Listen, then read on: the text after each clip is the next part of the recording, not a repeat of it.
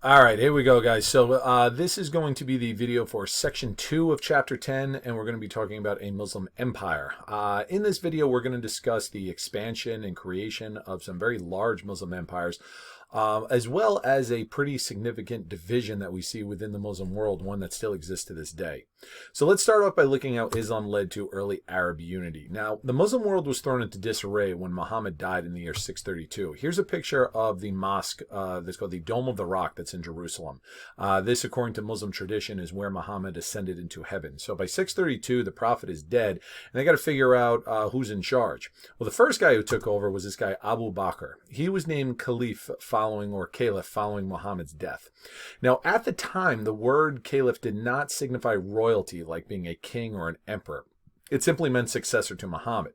Now, Abu Bakr faced some immediate challenges, but he was successful in uniting Arab Muslims.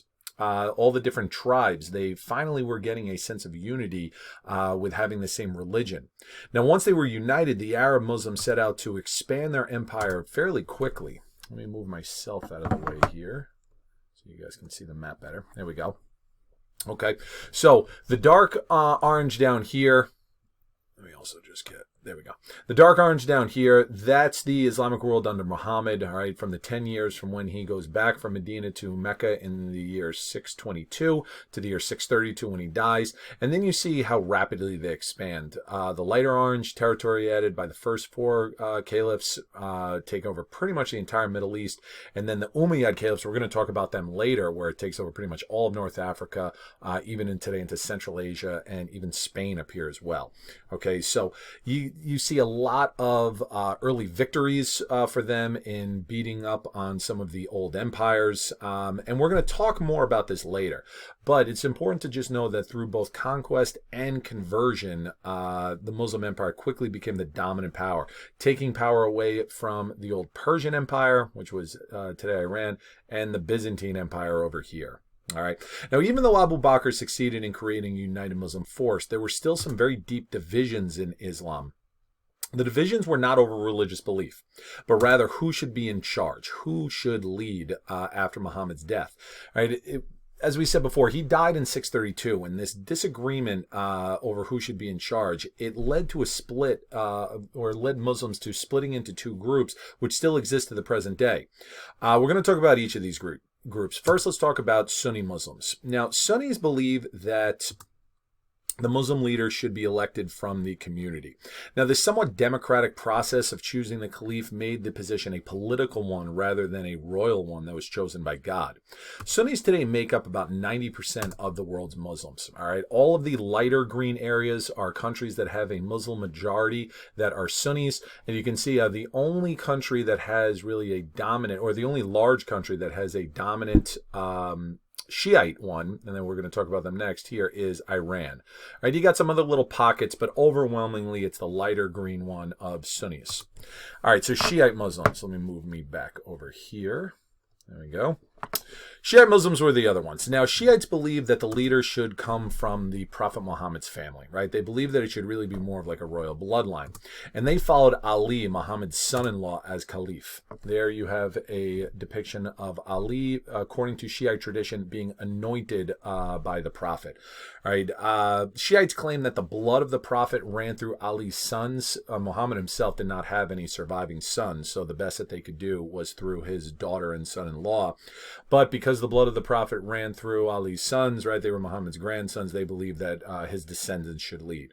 Now, while both groups believe in the same God, they both believe in the 5 pillars, they both read the Quran, the difference between the two are enough that there is still violence between them in the modern world. I'm actually going to have you guys watch a video about this, a separate video that I'm going to post that details it in a more modern context. All right, but getting back to the history, though, the Sunnis would eventually be the dominant group after Ali died, and a powerful clan would take control of the Muslim world.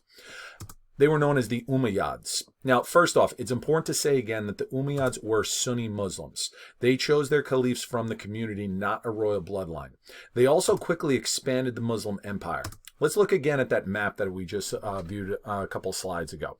All right, so territory under the first four caliphs, right? That's all the light orange, but territory added by the Umayyad caliphs.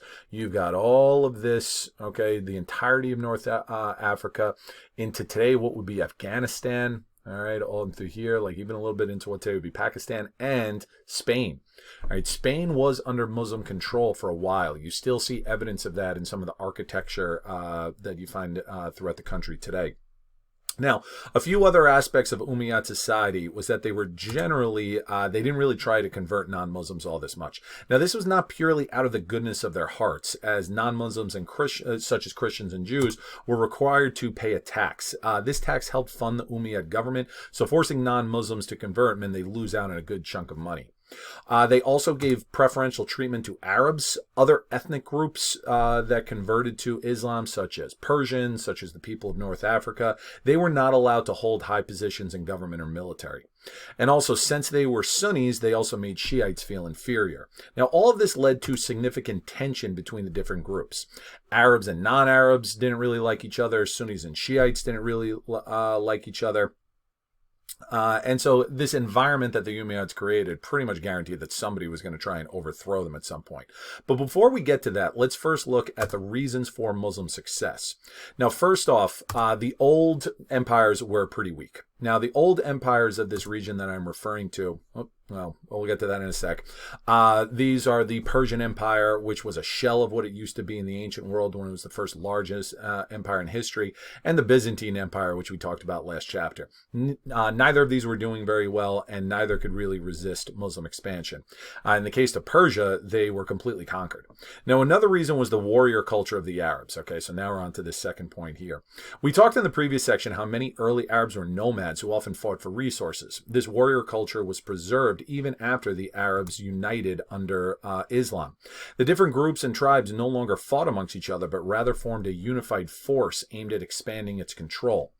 It wasn't all through conquest, though. Many willingly converted to Islam. Some converted to gain political or economic advantage, such as not having to pay that tax, but many were also drawn to Islam's very simple and direct message. They liked the fact that Islam had no hierarchy, right? You know, all groups were considered to be equal before God. It was very different from other religions, such as Hinduism with the caste system. All right, and that was the map that I meant to put up with the first one with the empires. All right, so here you've got the purple with the Byzantine Empire, right? And then over here, you've got the Sassanid Empire. That's Persian. Okay, the Sassanids are Persian.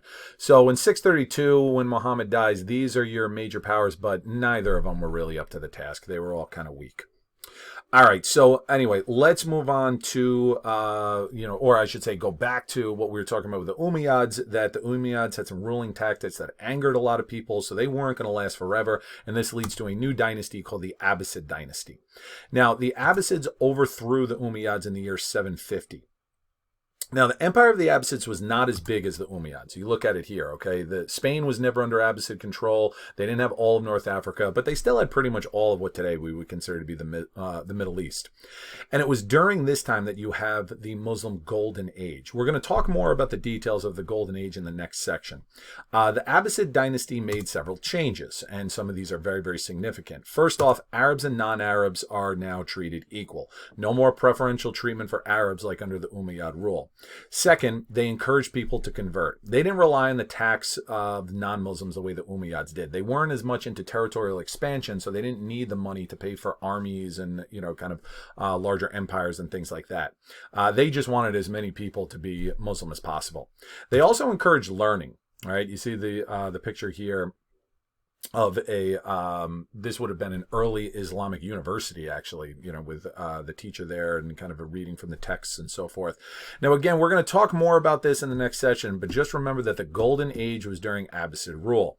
And lastly, they moved the capital of the empire from Damascus, which is here in modern-day Syria, to Baghdad, which today is in Iraq.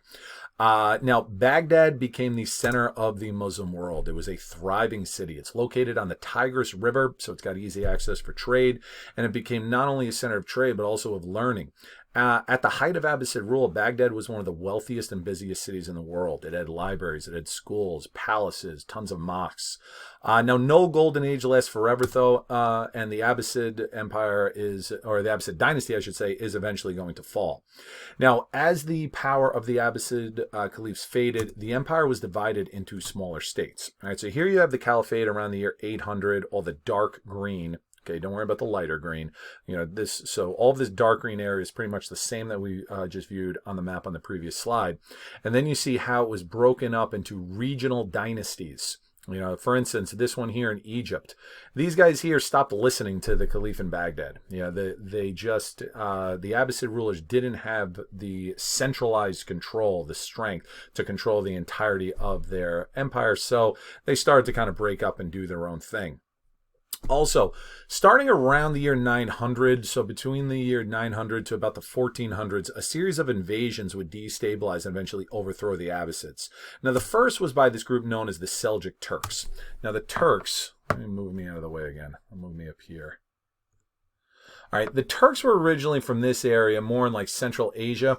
Okay, actually, they would have been originally from an area that would be just off the map, and they started to migrate through today it would be Afghanistan and Iran into the Middle East around the year 900 or so.